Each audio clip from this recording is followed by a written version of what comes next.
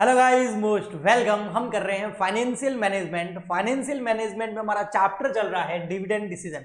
Dividend decision chapter के अंदर मैंने अभी तक आपको वैसे 3 मॉडल्स बताए थे, वाल्टर मॉडल, गॉर्डन मॉडल और एमएम मॉडल। हम वाल्टर मॉडल कर चुके हैं। आज के इस लेक्चर के अंदर हम गॉर्डन मॉडल को करने वाले हैं। तो आइए गॉर्डन मॉडल से किस तरीके से मार्केट प्राइस एमपीएस या प्राइस कैलकुलेट की जाती है, जिसको हम सीएमपी यानी कि करंट मार्केट प्राइस भी बोलते हैं। तो आइए समझते हैं गॉर्डन मॉडल। गॉर्डन मॉडल के एजम्पशंस, इसका कॉन्सेप्ट मैं ऑलरेडी आपको पहले ही बता चुका हूं, जो कि रेलेवेंस थ्योरी के अंदर आता है। इसका हम फॉर्मूला देखते हैं कि अगर आपको प्राइस निकालनी हो, P0 निकालना हो, मार्केट प्राइस पर शेयर, करंट प्राइस निकालनी हो, वो कैसे आती है। तो उसका फॉर्मूला है ई का मतलब यहां पर अर्निंग्स, ऐसे मैं लिखा दूंगा 1 माइनस बी का ऊपर वाले का पूरी, ये जब सॉल्व करेंगे ना उससे आएगा ये डिविडेंड, कि आप डिविडेंड कितना दे रहे हो। लेकिन उन्होंने डिविडेंड कितना दे रहे हो उसको कैलकुलेट करना इस तरीके से बताया। अभी मैं आपको पूरा अच्छे से समझा दूंगा, एक क्वेश्चन भी करवा दूंगा। इसके बाद में डिवाइड है के यानी कि cost of capital minus P R. अब आप बोलोगे सर ये P0 ये क्या है, इसका मतलब तो वही हो गया market price share, market price पर शेयर। ओके, फिर आता है सर ये ई का मतलब क्या है। यहां पर ई का मतलब है ईपीएस, अर्निंग पर शेयर से। के बाद सर ये 1 है, 1 का मतलब 1 से ही है। फिर आता है बी का मतलब क्या है। बी का मतलब बहुत इंपॉर्टेंट है, यहां पर है रिटेंशन रेशियो। फॉर एग्जाम्पल के लिए समझना रिटेंशन रेशियो क्या होता है, पहले इसको समझते हैं। फॉर एग्जाम्पल के लिए अगर कोई कंपनी है, उसका ईपीएस जो है अर्निंग पर शेयर 10 रुपए। अब उस 10 रुपए में से हम क्या करते हैं, कुछ डिविडेंड दे देते हैं, ओके, और कुछ हम क्या करते हैं, रिटेन कर लेते हैं। तो हम डिविडेंड कितना दे रहे हैं, हम डिविडेंड दे रहे हैं या रिटेंशन कितना कर रहे हैं। तो हम डिविडेंड दे रहे हैं 10 रुपए में से 20% जो है हम डिविडेंड दे रहे हैं, और 80% हम क्या कर रहे हैं, रिटेंशन कर रहे हैं। भाई 10 रुपए का 20% यानी कि 2 रुपए आप डिविडेंड के रूप में दे रहे हो, और बाकी का जो बच गया, बाकी का जो बच गया कितने, 8 रुपए, वो क्या कर रहे हो आप, वो रिटेंशन कर रहे हो, उसको कंपनी में वापस लगा रहे हो, उस प्रॉफिट को रोक के रख रहे हो, है ना, उसको रिटेन अर्निंग भी बोलते हैं। तो यहां पर ये जो बी है ना, इसका मतलब ये रिटेंशन रेशियो से है। 80% जो है ना, 8 रुपए जो आप रख रहे हो वो है। अब ये अलग अलग हो सकता है। फॉर एग्जाम्पल के लिए रिटेंशन रेशियो 100% हो गया तो डिविडेंड आप दोगे ही नहीं। कुल मिला के ये कहना चाह रहा हूं कि जो डिविडेंड है और जो रिटेंशन है, इन दोनों को मिलाएंगे तो ईपीएस आएगा। यानी कि जो डिविडेंड और जो रिटेंशन है ये मिला के क्या होता है, अर्निंग पर शेयर। अब अगर अर्निंग पर शेयर 1 रुपी है तो उसमें से कुछ आप डिविडेंड दोगे, फॉर एग्जांपल के लिए 20 पैसा, और 80 पैसा आपने क्या कर लिया, रिटेंशन कर लिया। तो ये कितना हो गया, 1। ये 1 ऐसे भी हो सकता है, या फिर ऐसे भी हो सकता है कि पूरा का पूरा 1 रुपया आपने रिटेंशन कर लिया, डिविडेंड 0 दे दिया। तो वो कोई भी अलग अलग स्थिति हो सकती है। तो यहां पर समझने वाली बात क्या है, तभी ये फॉर्मूला आपको अच्छे से समझ में आएगा, रट्टे नहीं मारने पड़ेंगे। वो ये है कि जो अर्निंग पर शेयर होता है उसका ही पार्ट होता है डिविडेंड और रिटेंशन रेशियो, वो दोनों से मिलकर बनता है। ओके, दोनों के ही 2 हिस्से हैं। अब यहां पर बी का मतलब क्या है सर, बी का मतलब ये रहा रिटेंशन रेशियो कितना है, 80%। और 80% को हम और कैसे लिख सकते हैं, 80% को हम लिख सकते हैं ऐसे। ओके, अब अगर 1 है, ईपीएस 1 है और उसमें 80 पैसा रिटेंशन है, तो पीछे कितना बच गया, 20 पैसा। वो क्या हो गया, वो डिविडेंड। इसलिए मैंने बोला था ई माइनस बी करोगे तो ये 20 आ जाएगा, और उसको ईपीएस से मल्टीप्लाई करोगे। अब ये जो ईपीएस कितना 10, इसका 20% कितना करेंगे तो क्या आएगा, डिविडेंड ही आएगा। इसलिए मैंने बोला था कि ऊपर वाली प्रॉब्लम जब सॉल्व होगी ना इक्वेशन, तो डिविडेंड ही निकल के आएगा कि आप डिविडेंड कितना दे रहे हो। तो यहां पर बी का मतलब क्या है, बी का मतलब इससे है, ये जो है ना, ये है आपका रिटेंशन। ओके, और 1 में से अगर रिटेंशन रेशियो लेस कर दोगे तो क्या आ जाएगा, dividend pay out ratio.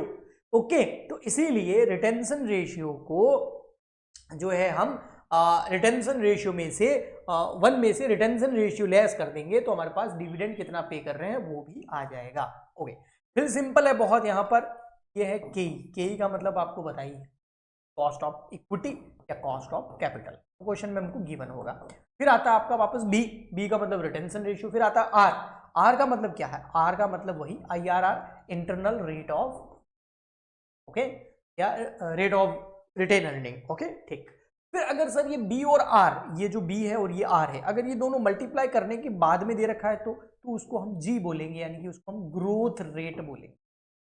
Okay, तो ये हो गया आपका फॉर्मूला, इससे आपका प्राइस मार्केट प्राइस पर शेयर निकल के आ जाएगा। मेरे को मेन ये समझाना है आपको, ये समझ गए, यानी कि 1 में से बी लेस कर दोगे, यानी कि 1 में से कितना आप रिटेन करने वो लेस कर दोगे तो क्या आ जाएगा, डिविडेंड पे आउट रेशियो आ जाएगा। और वो जैसे फॉर एग्जांपल के लिए 1 में से मैं यहाँ पर कितना रिटेंशन कर रहा हूँ 80%, उसको अगर मैं डेसिमल्स में कन्वर्ट करूंगा तो 80 आ जाएगा रुपी 1 के हिसाब से। तो 1 में से 80 आप क्या कर रहे हो, रिटेन कर रहे हो, तो 0.20 आप क्या कर रहे हो, 0.80 रिटेन कर रहे हो, तो पीछे कितना बच गया 0.20 इसका गैप, 1 माइनस 0.80 करो तो कितना आएगा 0.20, वो क्या है आपका डिविडेंड पे आउट रेशियो। और उस डिविडेंड पे आउट रेशियो को, इस 0.20 को आप 10 से मल्टीप्लाई करोगे तो क्या आ जाएगा, डिविडेंड आ जाएगा।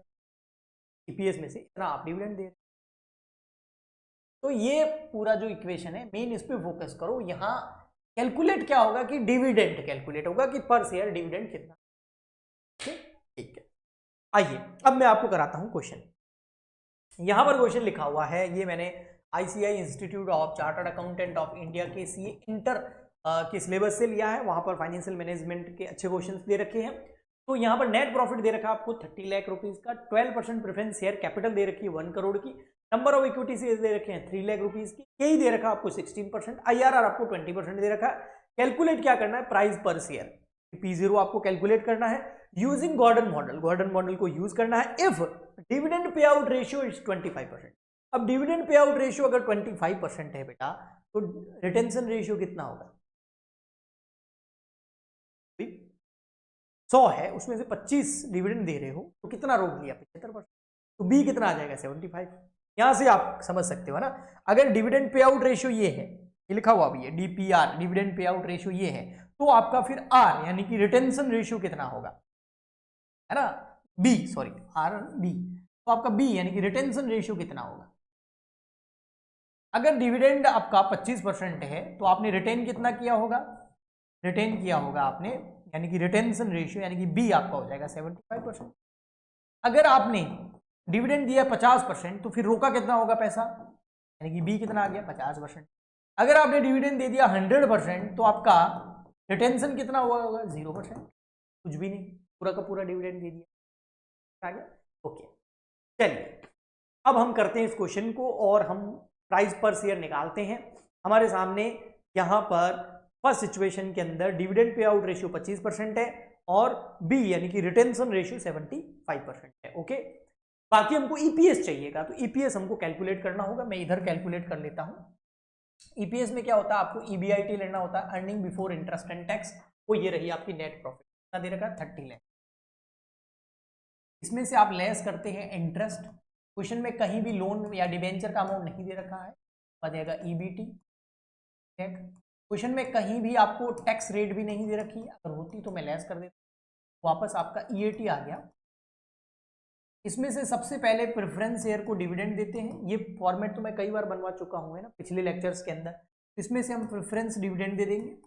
प्रेफरेंस डिविडेंड कितना है, 1 करोड़ का 12%, 1 करोड़ का 12% हो गया 12 लाख रुपए, 12 लाख लेस कर देंगे, तो पीछे कितने बच गए 18 लाख रुपीज। ये 18 लाख रुपीज क्या है, ये है earning available for equity share holder. इसमें क्या करते हैं, नंबर ऑफ इक्विटी शेयर का क्या कर दो, डिवाइड कर दो, तो आपका क्या आ जाएगा ईपीएस, क्योंकि ईपीएस तो चाहिए ही चाहिए मुझे, है ना। तो हमारा नंबर ऑफ इक्विटी शेयर कितना है, number of equity share question में दे रखे हैं 3 लाख, 3 लाख का आप डिवाइड करोगे इसमें 18 लाख में, तो आपका ईपीएस अर्निंग पर शेयर 18 में 3 का डिवाइड करोगे कितना आ जाएगा, ओके 0 से 0 सारे कट जाएंगे, तो ईपीएस आ गया हमारे पास 6। तो अब यहां पर मैं फर्स्ट सिचुएशन कर रहा हूं। फर्स्ट सिचुएशन में हमारे पास में क्या है, हमारे पास फर्स्ट सिचुएशन में दे रखा है, सबसे फर्स्ट सिचुएशन पहली में डिविडेंड पे आउट रेशियो देखा है 25%, तो इसका मतलब फिर आपका जो हम बी से दिखाते हैं यानी रिटेंशन रेशियो वो कितना हो जाएगा 75%। के दे रखी है आपको, आईआरआर दे रखा है आपको, आईआरआर आपको 20% दे रखा है, के आपको 16% दे रखा है और आपको ईपीएस भी दे रखा है। सर ईपीएस दे थोड़ी रखा है, ईपीएस तो आपने कैलकुलेट किया, ये आ गया कितना 6 रुपीज, ईपीएस आ जाएगा हमारा 6 रुपीज। ओके, अब हम गॉर्डन मॉडल लगा देंगे, इसका formula P0 equal to E 1 minus upon K minus R. Okay, तो E कितना है 6, तो ले लो 1 का 1, हाँ बी कितना है, बी दिया हुआ नहीं था लेकिन डिविडेंड पे आउट रेशियो अगर 25% है तो पीछे कितना बच गया, 75%। वो क्या हो जाएगा, वो आपका रिटेंशन हो गया। भाई 100 में से आपने 25% डिविडेंड दे दिया तो 75% रोक लिया पैसा। ओके, तो ये हमने दिमाग से कैलकुलेट किया है।